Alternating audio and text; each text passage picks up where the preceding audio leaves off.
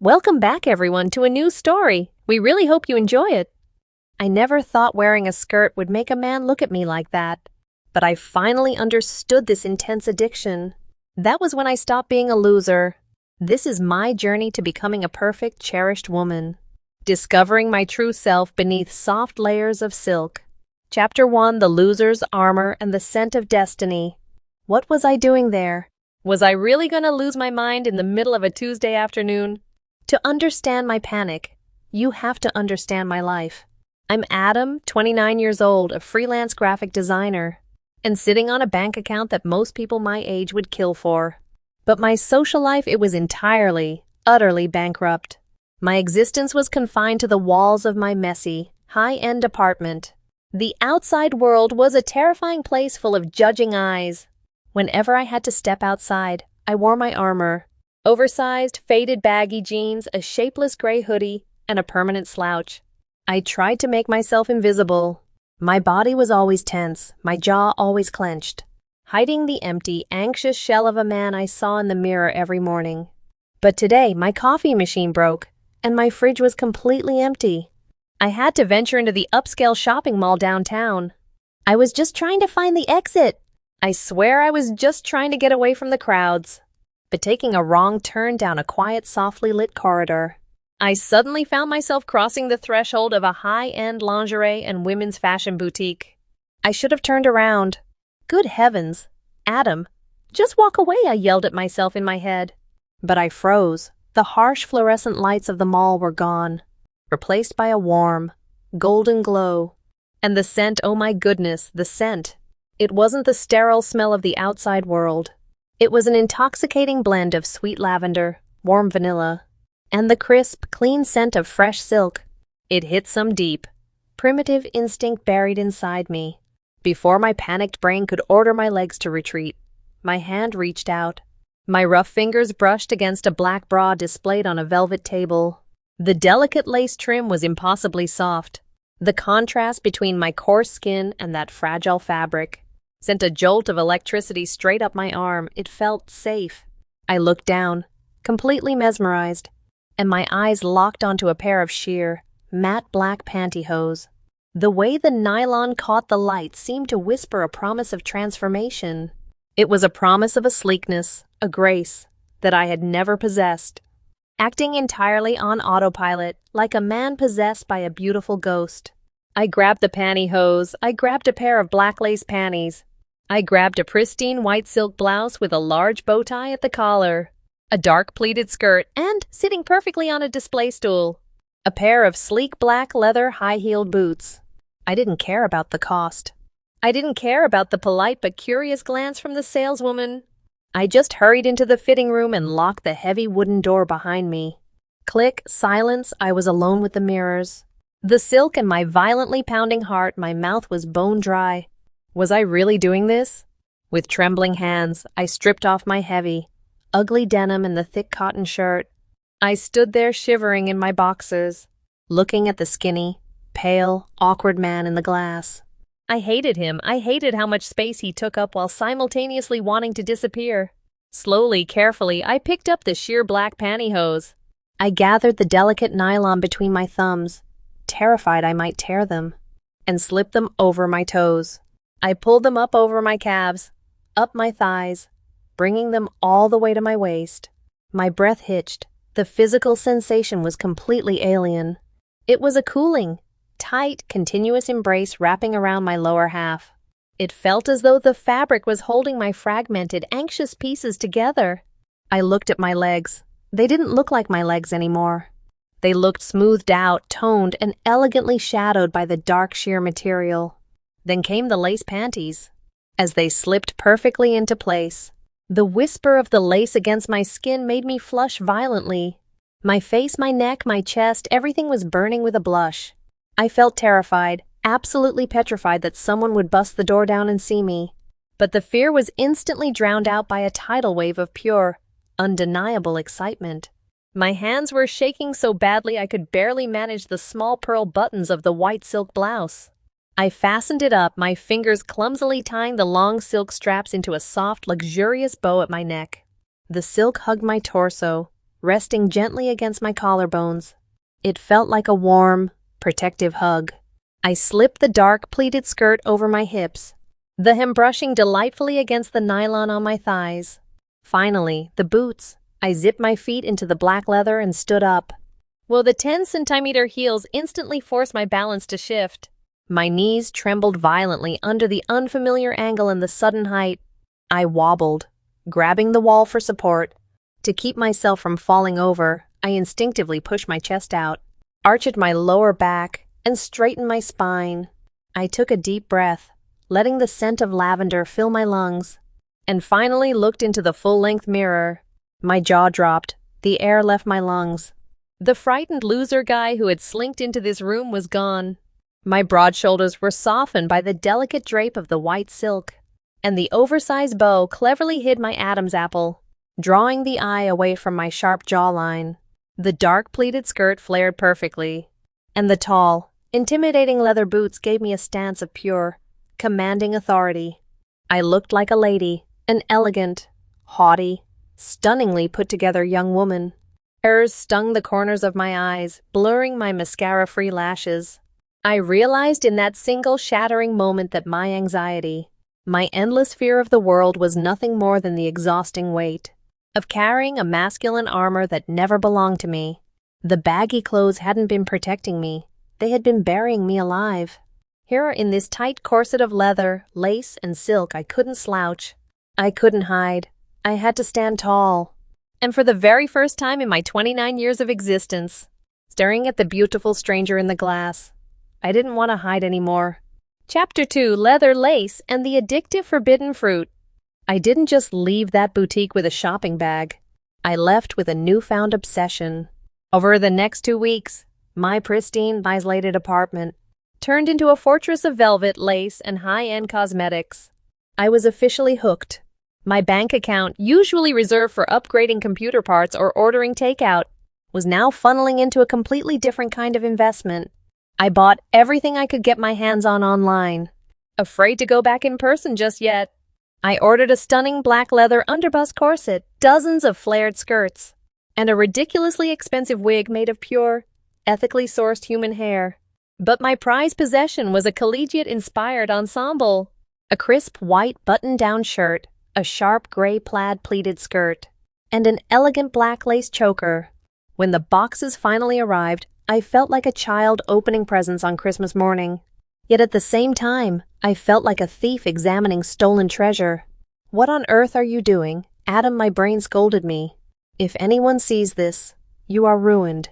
But the fear couldn't drown out the pounding of my heart. The anticipation was thick, heavy, and undeniably sweet. That Friday night, with my phone turned on silent and the blinds drawn tight, I decided it was time. I locked my bedroom door even though I lived completely alone. The ritual had to be perfect. It started in the bathroom. I filled the tub, took a deep breath, and picked up a fresh razor. It took over an hour to shave every inch of my body. Watching the coarse, dark hair wash down the drain felt incredibly symbolic, like I was washing away the rough, socially anxious shell I had been trapped in for nearly 30 years. When I stepped out shivering in the cold air, I patted myself dry and reached for a wildly expensive jar of lavender and vanilla body butter. Massaging the lotion into my skin, my breath caught in my throat. The contrast was mind-boggling. My skin, usually neglected and dry, drank up the moisture, becoming impossibly soft and slick. Running my hands over my own legs, it didn't feel like I was touching myself anymore. It felt like I was tracing the skin of a delicate, pampered woman. I moved to the vanity. My hands were shaking so much I could barely hold the beauty sponge. I had spent hours watching makeup tutorials, studying how to completely alter bone structure. Carefully, meticulously, I applied the foundation. I used dark contour powder to soften the sharp angles of my male jawline, blending it until my face looked softer, rounder, and far more delicate. Next came the wig, and as I pulled the silk-lined cap over my own short hair and let the long, luxurious brunette waves fall over my shoulders, a profound shift happened. The weight of the hair framing my face was completely new, tickling my collarbones in the most delightful way. I picked up a tube of deep matte burgundy lipstick. With a remarkably steady hand, I traced my lips. I looked into the bathroom mirror and gasped. The man was gone, clipsed, buried under a layer of immaculate cosmetics. But the physical transformation wasn't complete. I walked back to my bed, where the clothes were laid out like a holy sacrifice.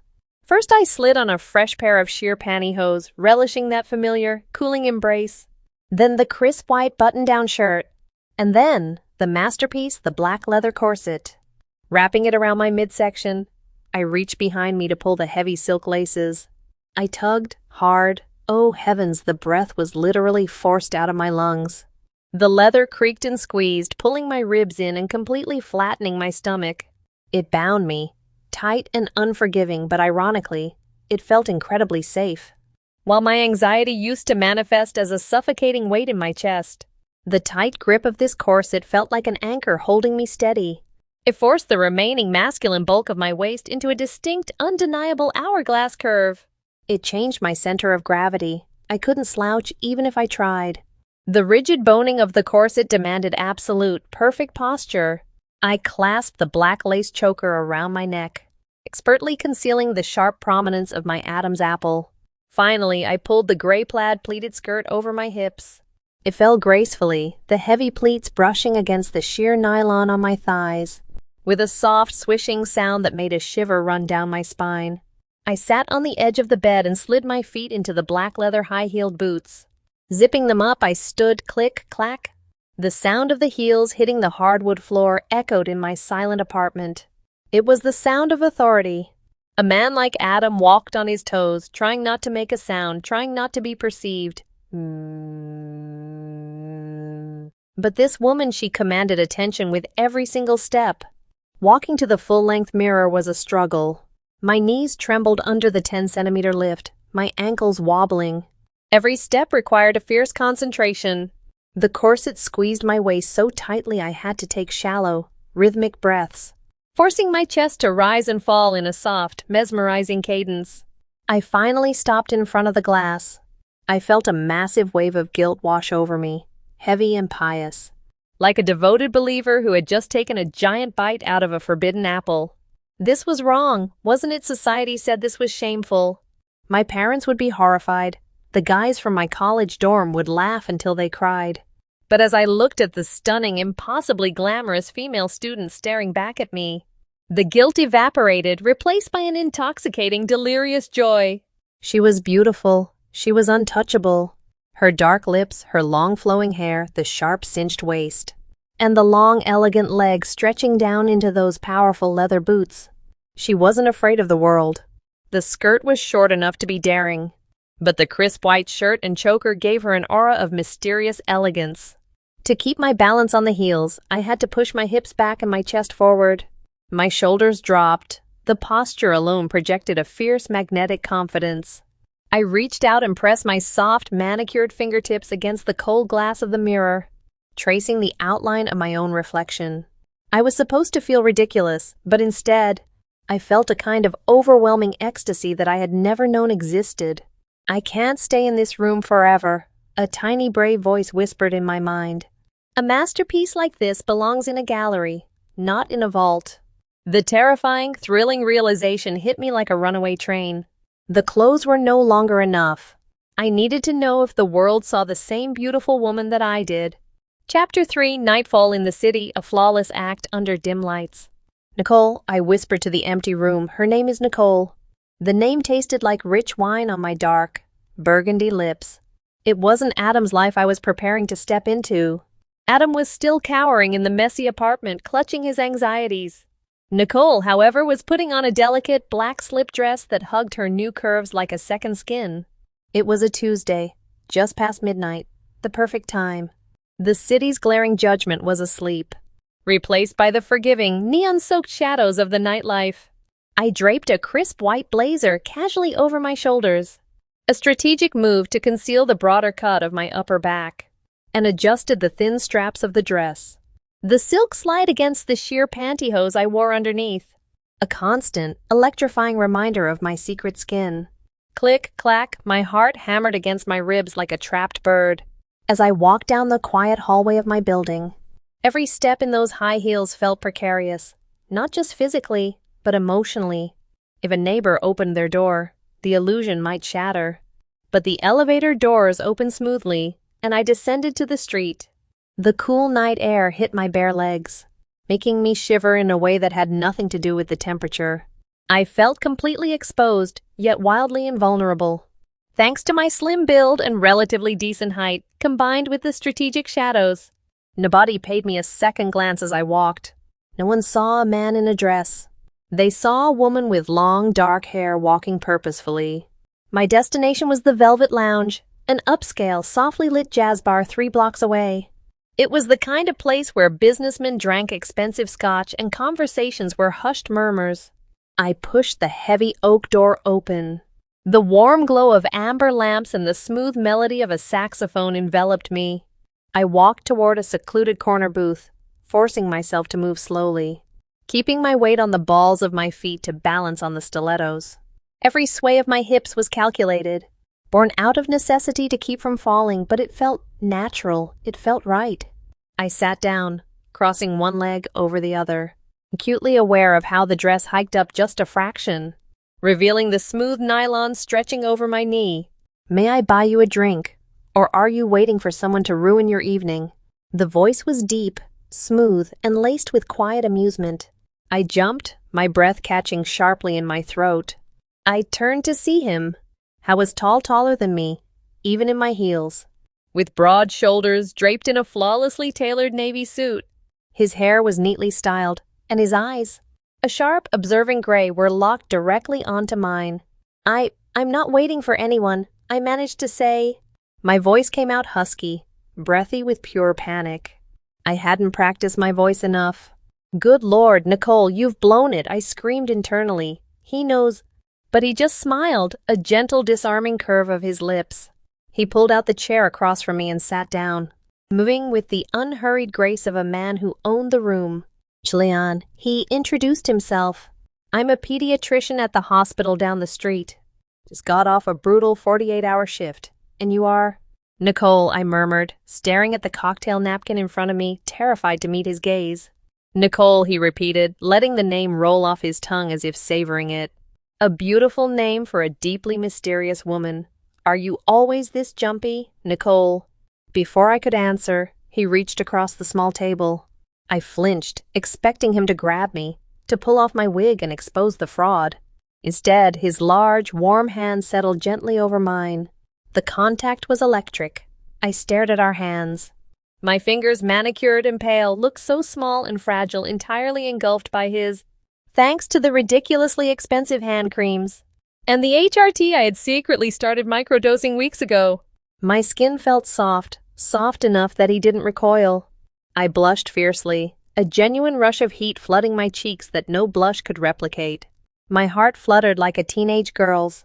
"You're shaking," Julian observed softly, his thumb drawing slow, mesmerizing circles on the back of my hand. The friction was agonizingly slow and wonderfully intimate. "I'm just not used to," I trailed off, incapable of forming a coherent sentence. I was a 29-year-old man who built websites for a living, and here I was, melting under the touch of a handsome doctor in a dimly lit bar.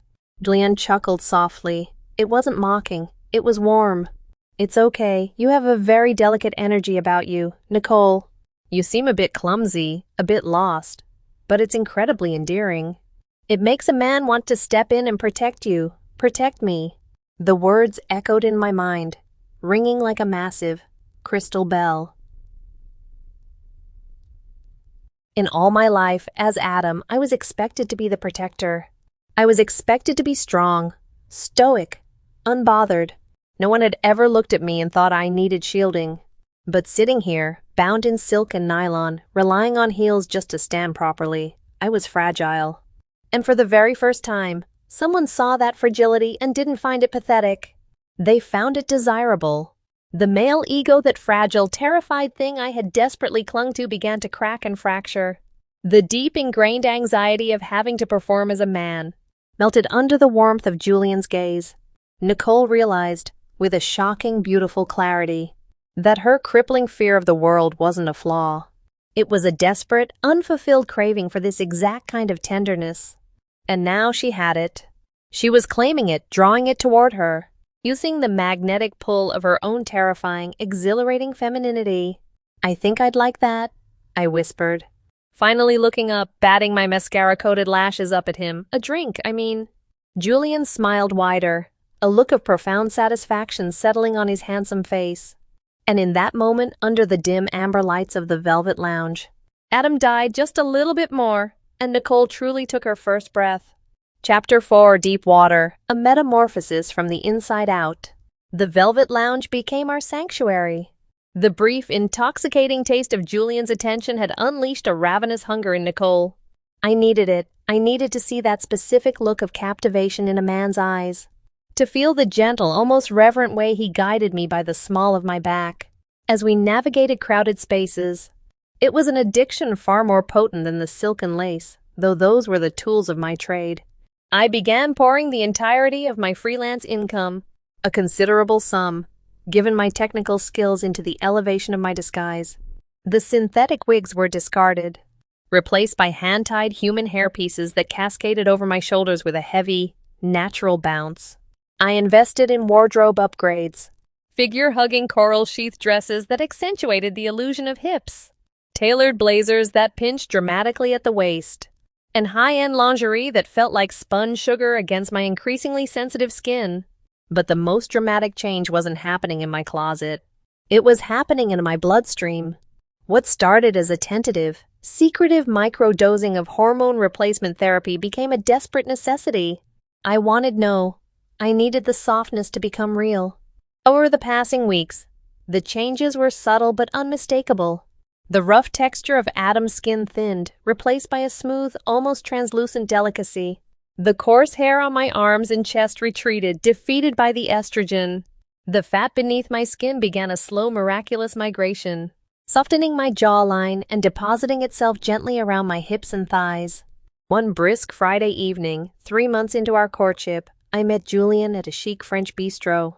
I wore a burgundy pencil skirt and a cream silk blouse, the fabric so fine it felt decadent. As I approached our table, Julian stood, his eyes widening slightly as they swept over me.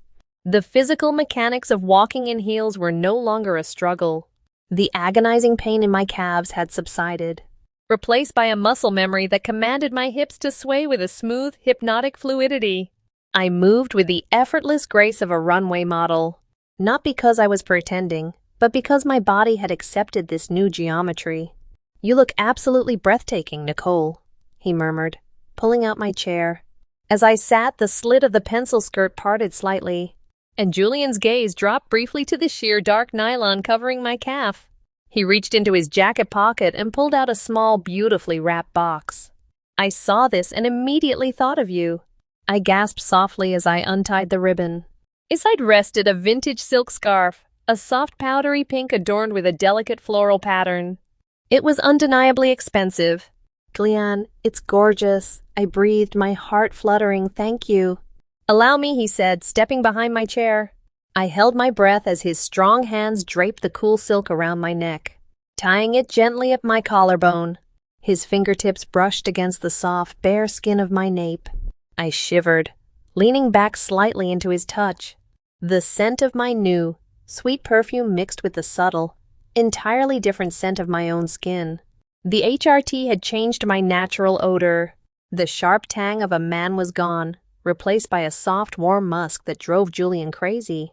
I could feel him inhale deeply, his chest pressing briefly against my back. "Perfect," he whispered, pressing a soft kiss behind my ear. I closed my eyes, entirely consumed by the sensation. There was no internal conflict anymore. The terrified, masculine voice that used to scream warnings at me had gone completely silent. I wasn't playing a game. I wasn't just a man wearing a dress. I was exploring a profound, intoxicating reality. Sitting there, feeling the cold silk around my neck, and the warmth of a successful, distinguished man's affection washing over me, I felt an incredible surge of peace. The world was no longer a terrifying place full of judging eyes. It was a stage, and I was the star. I wasn't hiding from myself anymore. I was finally celebrating the beautiful, fragile creature that had always been trapped inside. I looked at Julian, flashing him a soft, genuinely grateful smile. I chose to be cherished. I chose this love. I chose Nicole. Chapter 5: Escalation, the Power of Beauty and the Grip of Terror. Nicole, you are the most incredible woman I have ever known. Julian's voice was low, vibrating against my collarbone where his face was buried. We were standing in the narrow hallway of my apartment building, the shadows hiding us from the world. His hands, warm and possessive, rested firmly on my waist. The contrast between his strength and my corseted fragility stark and undeniable. I want you, Nicole. I want you in my life, always. His words should have felt like a triumph, a glittering crown placed upon my head. But instead, they felt like a heavy, suffocating weight pressing down on my chest. My heart slammed against my ribs, a frantic, terrified drumbeat. Panic, cold and sharp, flooded my veins. I want forever. The thought screamed in my mind. Forever means the lights come on. Forever means the corset comes off. Forever means the wig falls. I pulled away slightly, breathless, using the movement to put a desperately needed inch of space between us. I needed him to stay, but I was terrified of him getting closer. The paradox was tearing me apart. To cope with this overwhelming fear, I weaponized the only thing that made me feel safe. My new agonizingly crafted beauty. I became a master of calculated distance. Esrin luring a sailor just close enough to hear the song, but keeping him firmly away from the rocks. I restricted Julian to long, lingering, breath-stealing kisses. In the dim light of taxis or the shadowy corners of quiet restaurants, I controlled the environment. I controlled the lighting. I controlled the narrative. My wardrobe choices escalated from elegant to intentionally distracting. I wore slinky, bias-cut slip dresses that clung to every newly acquired curve. It ended precisely at mid-thigh. I paraded my legs in intricate, geometric fishnets and thigh-high stockings, ensuring that his eyes were always occupied, leaving his brain too distracted to ask questions. One evening, meeting him at his favorite upscale lounge, I wore a show-stopping, tailored red sheath dress. It was built around a hidden, incredibly tight lace corset that pushed my minimal cleavage up and cinched my waist to a ridiculous, cartoonish proportion, paired with crimson, patent leather stiletto pumps that made my calves ache in the most delicious way. I looked less like a person and more like an idealized, dangerous fantasy. When Julian saw me, he stopped mid-sentence, his drink hovering halfway to his mouth. The look in his eyes, a mix of awe, intense desire, and a hint of reverence was absolute power. I did that, I thought, a thrilling, intoxicating jolt running through my spine. I have a brilliant, successful surgeon eating out of the palm of my manicured hand, completely mesmerized by a silhouette I built out of padding, lace, and nylon. When we sat down, he couldn't keep his eyes off my hips. The red fabric stretched tight across the curve of my thighs. The sheer dominance I felt in that moment was staggering. I wasn't the weak, anxious Adam anymore. I was a queen holding court, and he was my devoted subject. But beneath the triumph, a dark, churning terror was taking root. The closer Julian got, the more desperately I clung to the illusion of Nicole. I severed my few remaining professional ties, refusing video calls and insisting on communicating only via email or text. I stopped ordering takeout under the name Adam. The man who used to own this apartment was systematically erased, buried under mountains of silk and a cloud of lavender perfume. I was building a gilded cage, locking myself inside with Julian as my only spectator. I was addicted to the power, terrified of the truth, and plunging headfirst into a lie that was becoming far too beautiful to abandon. Chapter 6: The Plot Twist, Shattered Illusions, and a Lover's Confession. The inevitable collapse didn't happen with a dramatic confrontation or a tearful confession. It happened because of a Tuesday, just a regular, exhausting Tuesday. I had been working for 16 straight hours on a demanding graphic design project, the bright glare of the dual monitors burning my retinas. The exhaustion was absolute. I hadn't bothered to get fully dressed that morning. I was simply existing in a large, comfortable t-shirt and loose lounge pants. The glamorous Nicole was packed away in the closet. I slumped onto the living room sofa, my head pounding. Without thinking, I reached up, unclasped the hairpins, and pulled off the heavy, expensive human hair wig to sing it onto the coffee table beside a stack of mail. I rubbed my scalp, letting out a long, shuddering sigh. I closed my eyes, just for a second. The sound of the heavy deadbolt clicking open violently yanked me from my doze. My eyes snapped open, my heart instantly rocketing into my throat. Glenn, he had a spare key. He had insisted on getting one a few weeks ago in case of emergencies. He stepped into the apartment, a smile on his face, holding a paper bag from my favorite Thai restaurant. Surprise delivery for the hardest working woman His voice died in his throat. The bag slipped from his hand, hitting the hardwood floor with a soft thud. Hal was staring at me. Hal was staring at the short, messy male haircut I hadn't bothered to style. Hal was staring at my bare face, completely devoid of contouring. The masculine angles harsh and unforgiving under the bright ceiling light. And then his eyes drifted slowly downward, landing directly on the coffee table. Right next to my discarded wig lay a piece of mail I had carelessly tossed there that morning. A stark white envelope addressed in bold, black letters to Adam. The silence in the room was absolute, deafening, heavy enough to crush bone. I froze, paralyzed by a terror so profound I couldn't draw a breath. My mind went entirely blank. The elaborate fortress of lace, silk, and lies I had built crumbled into dust in a fraction of a second. I was exposed, naked, revealed as the fraudulent, grotesque imposter I always feared I was. A harsh, ugly sob ripped from my throat. I threw my hands over my face, burying my head in my knees. The tears came instantly, hot and humiliating, smearing the remnants of yesterday's mascara onto my palms. I curled my bare toes against the cold floor, shaking violently. This was it, the end. The beautiful dream was dead, and I was about to be abandoned by the only person who had ever made me feel cherished. Through my sobs, I heard the slow, deliberate thud of his dress shoes against the wood floor. Hal was coming closer. I flinched, bracing myself for the anger, the disgust, the inevitable sting of a slapped face or a slammed door. Instead, I felt a gentle, warm pressure on my shoulder. I gasped, looking up through a blurry haze of tears. Julian hadn't left. Hal was slowly, carefully sinking down, dropping to one knee right in front of me on the floor. He reached out and gently pried my trembling hands away from my tear-stained face. He didn't look disgusted. He looked incredibly sad, but not for himself, for me. "Nicole," he said, his voice softer, more tender than I had ever heard it. I sobbed harder. "I'm sorry," I gasped out, the words choking me. "I'm so sorry, I lied.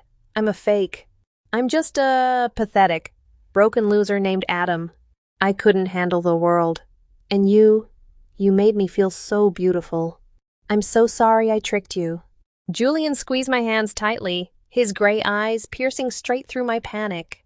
"Do you really think," he began, a small, sad smile playing on his lips, "that a surgeon, a man who spent 8 years studying the human anatomy, didn't recognize the structure of your cheekbones? That I couldn't feel the sharp curve of a concealed Adam's apple under those beautiful silk chokers?" The air was sucked from my lungs. My crying stopped instantly. I stared at him, wide-eyed and uncomprehending. The husky voice, the sudden need for HRT, the desperation with which you controlled every physical interaction. Julian shook his head slowly. "I knew, darling. I knew by the second month." You knew," I whispered, my voice trembling. "Then why didn't you leave?" Julian lifted my hand, pressing a long, warm kiss against my knuckles. "Because I watched you," he said softly. "I watched how you bloomed under the lights. I saw the absolute terror in your eyes when you thought you'd be exposed. And I saw the breathtaking, incandescent joy when you thought you were safe as a woman. I chose to stay silent because I loved the fragility you tried so hard to hide. I was waiting for the day you felt safe enough with me to tell me the truth." He reached up, gently wiping a tear from my cheek with his thumb. "The name on that piece of paper means absolutely nothing to me," Julian murmured, his gaze locking onto mine, with an intensity that burned right through the remaining armor of my soul. The woman shivering in my arms, the woman I want to protect. Her name is Nicole, and she is real to me. The dam broke. The suffocating terror, the years of crushing anxiety, the unbearable weight of Adam's existence. It all washed away in a blinding, glorious flood of relief. The world didn't end, it shattered and reformed into something infinitely brighter. I threw my arms around his neck, burying my face in his chest, sobbing not from fear but from a joy so absolute and pure it felt like a religious salvation. He wrapped his arms tightly around my waist, holding me against him. And for the first time in 29 years, I wasn't just pretending to be safe. I was finally, truly, entirely secure. Chapter 7: Perfection, Rebuilding a Life with the Charming Prince's Wallet. The morning after that agonizing, beautiful collapse, I didn't wake up as a man dreading the day. I woke up enveloped in Julian's arms, the morning sun streaming through the blinds, casting a warm, forgiving light across my unmade face. I was Nicole, completely, unapologetically, and safely Nicole. The fear that had governed my existence was entirely eradicated, replaced by an intoxicating sense of security. Julian's acceptance hadn't just validated my female identity. It had poured high-octane fuel onto the fire of my transformation. With the burdensome secret finally dead and buried, there were no more half measures, no more hiding. "We're going to do this properly," Julian had murmured against my hair that morning, his tone a mix of a devoted lover and a clinical professional. "No more dangerous, unmonitored internet hormones, Nicole. We are going to ensure you become exactly the woman you are meant to be." And true to his word, Julian leveraged his considerable wealth and his extensive medical network to orchestrate a physical metamorphosis that was nothing short of miraculous. The transition shifted from a clandestine, guilt-ridden hobby into a structured, meticulously planned evolution. Julian booked me appointments with the top endocrinologists in the city, ensuring my HRT regimen was aggressive but entirely safe. Within 6 months, the subtle softening of my body accelerated dramatically. My skin became impossibly luminous and delicate, the harsh masculine angles of my musculature melting away, replaced by the soft, plush contours of a woman's body. But it was the facial feminization surgery that truly severed the final ties to Adam. Waking up from the anesthesia was terrifying, but the bandages felt like a cocoon. When the swelling finally subsided weeks later, Julian stood behind me as I looked in the mirror for the first time. The sharp, square jawline was gone, smoothed into a delicate, feminine V-shape. My brow bone had been softened, opening up my eyes and giving them a permanent dew-like innocence. The nose job was subtle, merely refining the tip and narrowing the bridge.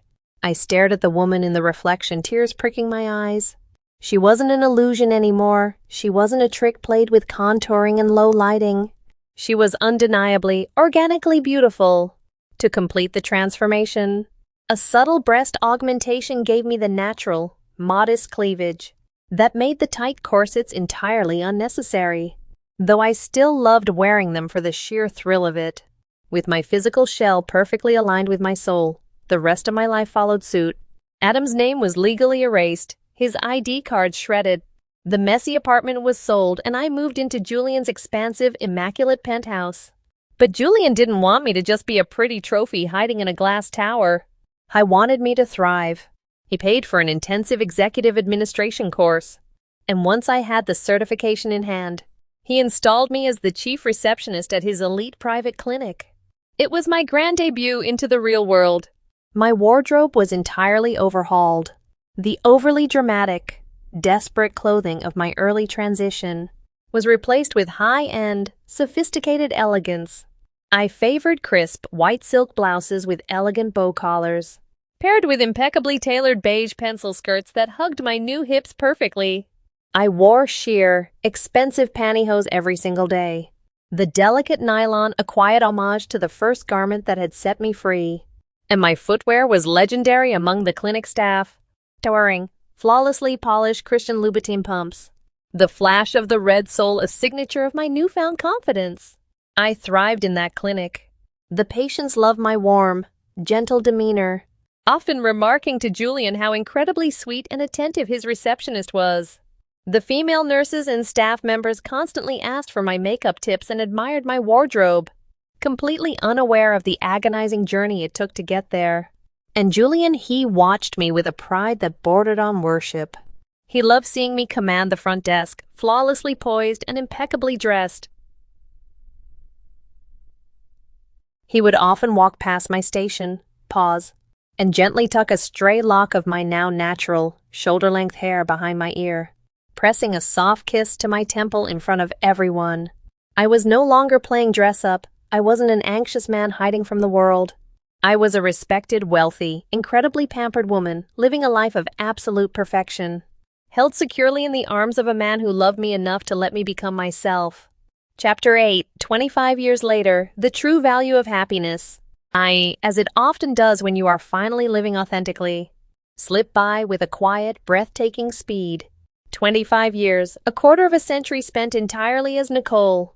The heavy oak doors of the clinic's private event room swung open, revealing a space decorated in soft, elegant creams and golds. Jazz played in the background, a subtle nod to the night Julian and I had first met. Tonight was a celebration, a milestone, my retirement party. At 54, I carried myself with a grace that only comes from decades of unshakable confidence. I stood near the entrance holding a flute of champagne, wearing a stunning, bias-cut satin gown in a rich, liquid gold that draped flawlessly over my mature, well-maintained curves. My hair, still thick and glossy though carefully maintained with discreet coloring, was swept up into a chic chignon. The towering stilettos of my youth had been traded for an elegant 2-inch silk pump, but the posture, the proud, straight spine, and the gentle tilt of my chin remained unchanged. Julian stood beside me, his once dark hair now a distinguished, shimmering silver. The lines around his eyes deepened when he smiled, which was often, especially when he looked at me. His hand, as it had for the last 25 years, rested warmly and securely on the small of my back.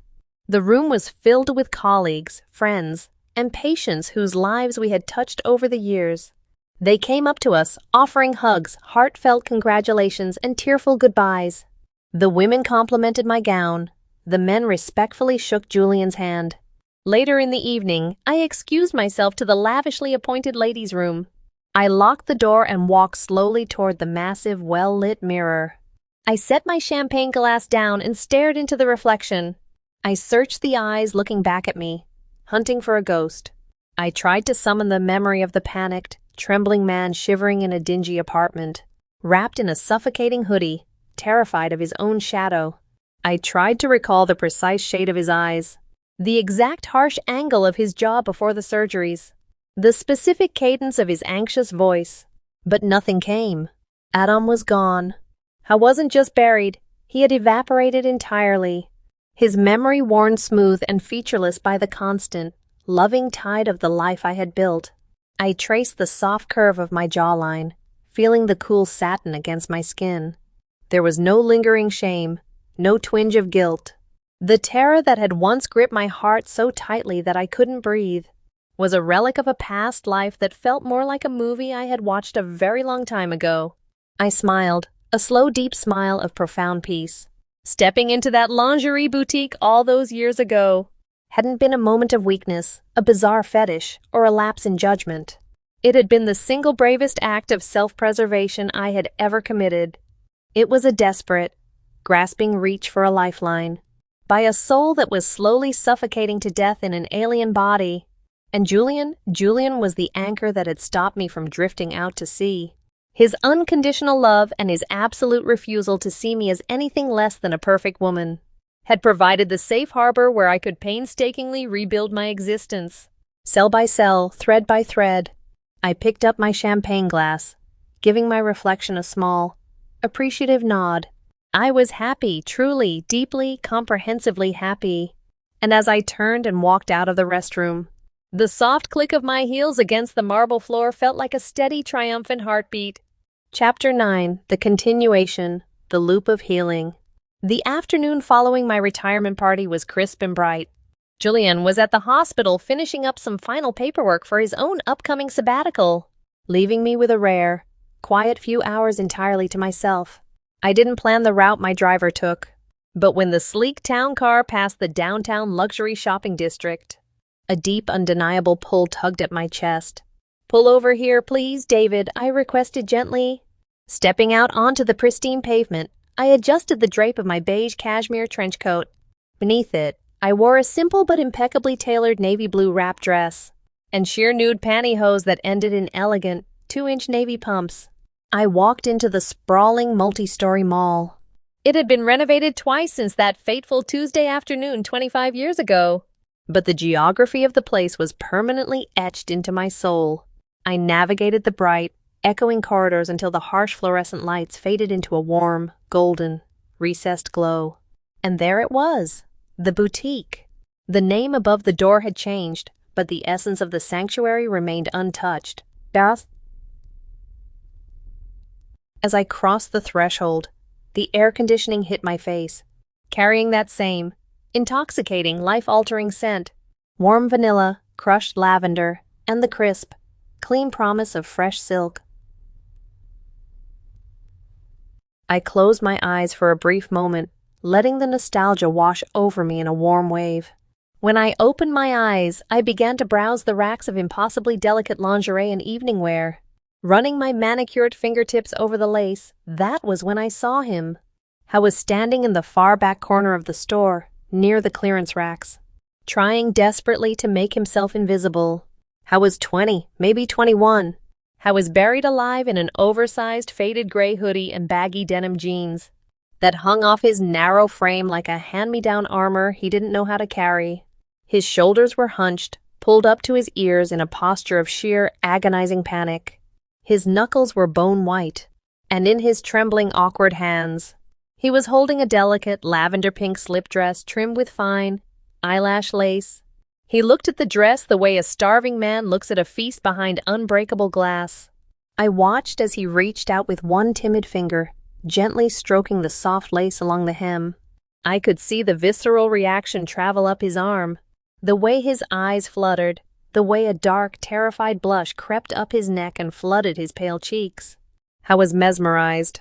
I was craving the softness, the grace, and the absolute liberation that single piece of fabric represented. But then he heard a saleswoman's footsteps in the next aisle. He flinched violently, his eyes darting toward the exit, looking like a trapped animal. He made a move to throw the dress back onto the rack and run back into his suffocating male existence. My heart broke. It was a phantom ache, a perfect, agonizing mirror reflection of my own past. I knew exactly what was echoing in his head. "You're a loser.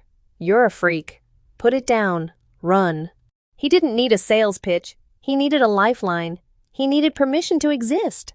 I straightened my spine, letting my cashmere coat fall perfectly over my shoulders.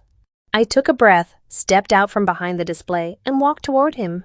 Click, clack, click, clack. The rhythmic, authoritative sound of my heels on the polished marble floor echoed in the quiet corner. He froze, his eyes widening in pure terror as he saw me approach. I knew exactly what he saw: wealthy, polished, older woman of high society. To him, I was the ultimate judge, the jury, the executioner of his secret. He opened his mouth, likely to stutter a frantic apology, to claim he was shopping for a girlfriend. I didn't let him speak. I stopped just a foot away from him, giving him a warm, radiant, completely understanding smile.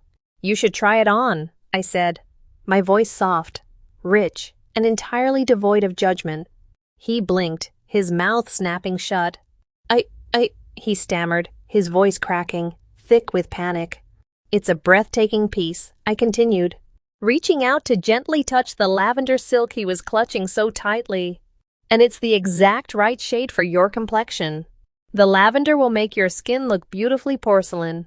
He stared at me, completely paralyzed, his chest heaving with shallow breaths. A single tear broke free, tracking down his flushed cheek. I was so incredibly scared, standing on the absolute edge of a cliff, terrified of the fall but desperate to fly. I reached up to my own neck. I unknotted the vintage, floral silk scarf Julian had bought me all those years ago, the very same one I wore to feel safe. I slipped it off my shoulders, stepping intimately close to the trembling boy. I gently draped the luxurious powdery pink silk around his neck. I felt the rigid, masculine tension in his shoulders underneath his heavy hoodie. But the moment the cool, soft silk touched his bare skin, carrying the lingering warmth and sweet floral scent of my feminine perfume, a physical shockwave went through him. His eyes slid shut, a ragged, heavy breath left his lungs. The tension melted, washing out of him in a powerful tide. For just a second, I saw his posture shift. The broad, hunched shoulders dropped, pulling back to allow the silk to cascade elegantly down his chest. "Don't be afraid," I whispered, resting my gloved hands gently on his upper arms. "Don't fight it. Let the silk hold you. Let it protect you. Because if you do, I promise you, you are going to make a truly beautiful girl." The boy broke. The heavy armor he had worn his entire life shattered right there in the lingerie aisle. He let go of the dress with one hand, reaching up to desperately clutch the ends of my silk scarf against his chest like a holy relic. He looked at me, his eyes entirely flooded with tears. Ross vulnerable, and for the first time, hopeful. He didn't see a stranger anymore. He saw a sister. Thank you," he choked out, his voice a breathless, weeping whisper. "Thank you." "Take your time, sweetheart," I smiled, giving his arms one last reassuring squeeze before I turned around. I walked away, the soft click of my heels fading into the music of the store, leaving him to step into the fitting room and meet his true self for the very first time. Stepping back out into the bright afternoon sun, I took a deep, cleansing breath of the city air. The journey was finally truly complete. The miraculous escape I had made 25 years ago wasn't just my own private triumph anymore. The heavy, beautiful burden of womanhood, the intoxicating grace of lace and silk, the sheer power of stepping out of the darkness and into the light it had been passed on. I walked toward my waiting car, my heart overflowing with an exquisite, absolute peace. The cycle of healing was unbroken. I had handed over the key.